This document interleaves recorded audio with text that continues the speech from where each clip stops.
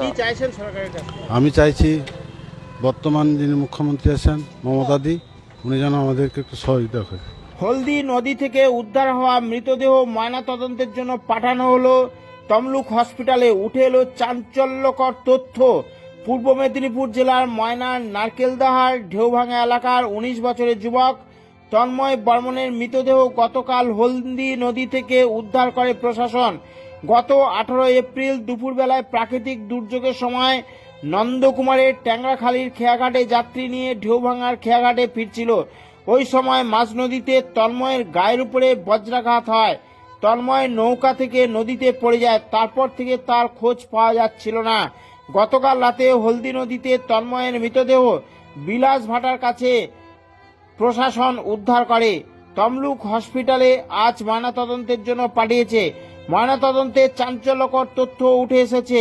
জানা গিয়েছে তন্ময়ের বজ্রাঘাতে মাথার চুল থেকে মুখের সম্পূর্ণ অংশ পুড়ে গেছে শরীরের কোমরের উপর পর্যন্ত। কোমর থেকে পা পর্যন্ত আঘাতের কোনো চিহ্ন নেই। এই সম্পর্কে পরিবারের আত্মীয়রা আমাদের সংবাদ মাধ্যমে মুখোমুখি হয়ে কি বলল শুনুন। বডি কি দেখলেন? হ্যাঁ আমি দেখছি, কিরকম দেখলেন? ওই মাথাটা মানে মাথায় মারছে, তার চচ্চড়িটা বজ্রপাতটা মাথায় পড়েছে। মাথায় বাজ পড়েছে। হ্যাঁ, আর মুখটা কি? মুখটা পুড়ে গেছে, সেটা মুখটা কালো হয়ে গিয়ে মানে শরীর অর্ধেক অর্ধেক পড়ে গেছে। আর কি দেখলেন?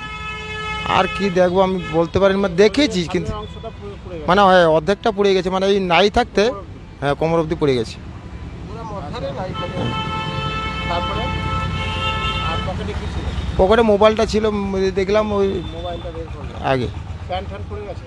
প্যান্ট পুড়ে গেছে, প্যান্ট থাকে না চচ্চড়িতে পড়ে, প্যান্ট থাকে না, প্যান্ট পড়ে যাবে না।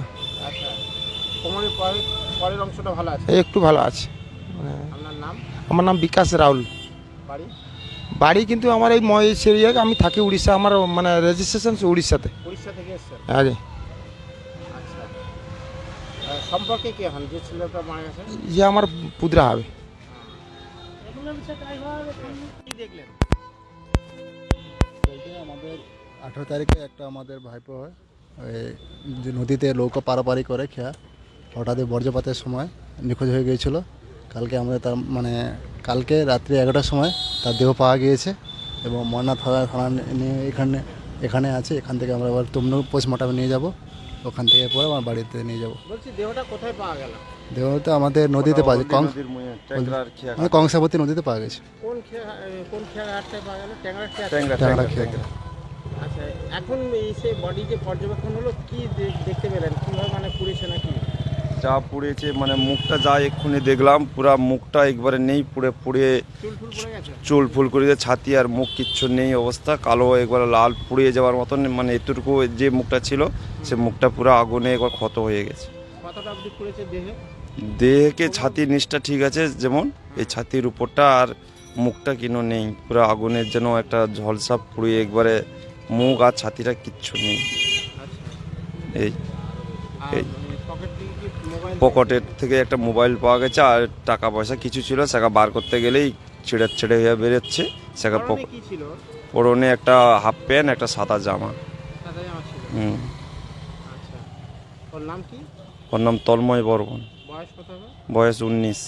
19। আপনার নাম? অপু বাগ। সম্পর্কে কে হয়? আমার ভাইপো হয়। ঠিক আছে। বাড়ি? বাড়ি নারকেলদা ঢেউয়া।